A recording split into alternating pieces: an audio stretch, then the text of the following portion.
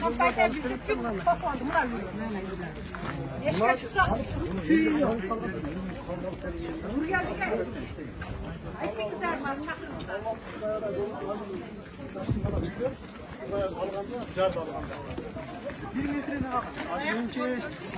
Bizge kelgende to'xtatib qo'ydi bu kompaniya o'ldi. Buz vardı.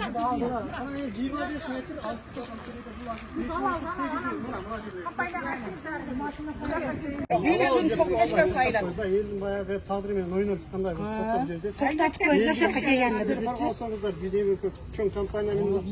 qishning joyini shunday. Bu hozir ochatdim onu. Bo'lakdan olib ketdim. Bo'lik. Ot bo'lganda hozir pul bo'lmasin deb orqada. Bugün hadi bana video taşlayın gruplara. Ne oldu bir alsın. Şunu da. Tek o zakansı alsın, lan alsın bardağı. Param yok oldu hadi sanitariye. Kardeşler bu.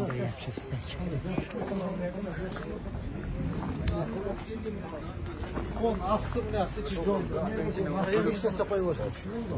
Az kal da kaldır sen şurada. Kal. Ağzını taze at var burada.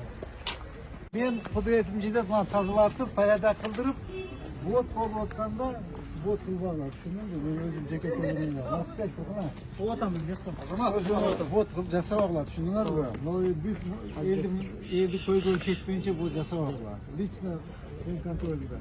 Bizim oğullar aldır. Bunlar bizge kola kola tak. Bunlar video Ben yaşayalım. düşündüm. Ben anı başta açık lazım. Ben anı çeçerdim. Ben masa gereklerini fatazlar vereyim ben.